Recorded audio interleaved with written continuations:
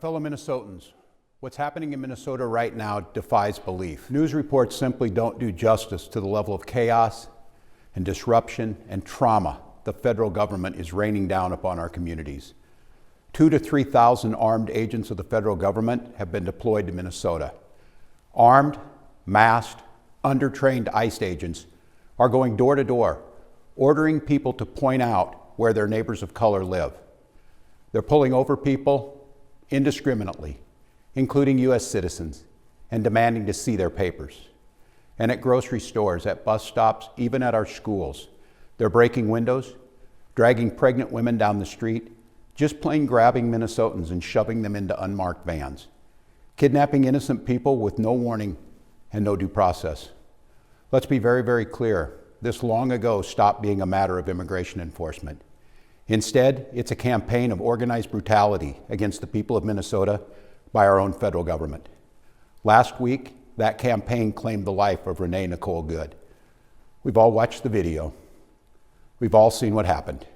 And yet, instead of conducting an impartial investigation so we can hold accountable the officer responsible for Renee's death, the Trump administration is devoting the full power of the federal government to finding an excuse to attack the victim and her family. Just yesterday, 6 federal prosecutors, including the longtime career prosecutor leading the charge to investigate and eliminate fraud in our state's programs, quit their jobs rather than go along with this assault on the United States Constitution. But as bad as it's been, Donald Trump intends for it to get worse. This week, he went online to promise that, quote, "the day of retribution and reckoning is coming." That's a direct threat against the people of this state, who dared to vote against him 3 times and who continue to stand up for freedom with courage and empathy and profound grace. All across Minnesota, people are stepping up to help their neighbors who are being unjustly and unlawfully targeted. They're distributing care packages and walking kids to school and raising their voices in peaceful protest, even though doing so has made many of our fellow Minnesotans targets for violent retribution. Folks, I know it's scary, and I know it's absurd that we all have to be defending law and order, justice, and humanity while also caring for our families and trying to do our jobs. So tonight, let me say once again to Donald Trump and Kristi Noem, end this occupation. You've done enough. Let me say 4 critical things to the people of Minnesota. 4 things I want you to hear as you watch the news and look out for your neighbors. First, Donald Trump wants this chaos. He wants confusion. And yes, he wants more violence on our streets. We cannot give him what he wants. We must protest loudly, urgently, but also peacefully.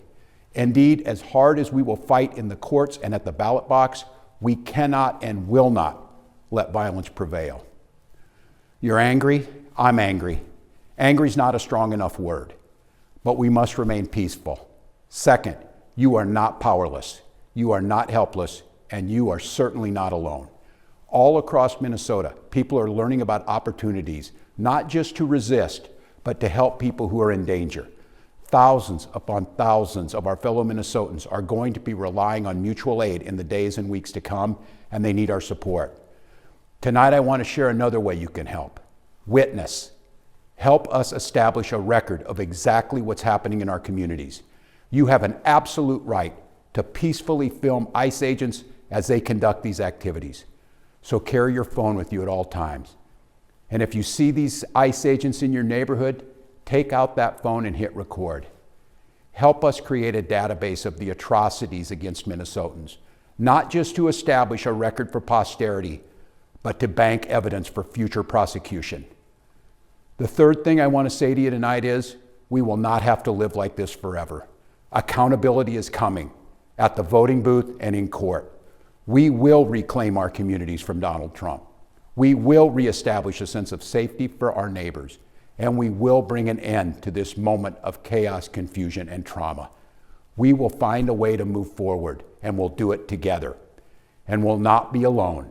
Every day, we are working with business leaders, faith leaders, legal experts, and elected officials from across this country. They've all seen what Donald Trump is trying to do to our state, and they know their states could be next. And that brings me to the fourth thing I want to say tonight, Minnesota. How incredibly proud I am of the way that you've risen to meet this unbearable moment. But I'm not at all surprised, because this is who we are. Minnesotans believe in the rule of law, and Minnesotans believe in the dignity of all people. We're a place where there's room for everybody, no matter who you are, or who you love, or where you came from. A place where we feed our kids, we take care of our neighbors, and we look out for those in the shadows of life. We're an island of decency in a country being driven towards cruelty. We will remain an island of decency, of justice, of community, of peace. And tonight I come before you simply to ask, don't let anyone take that away from us. Thank you, protect each other, and may God bless the people of Minnesota.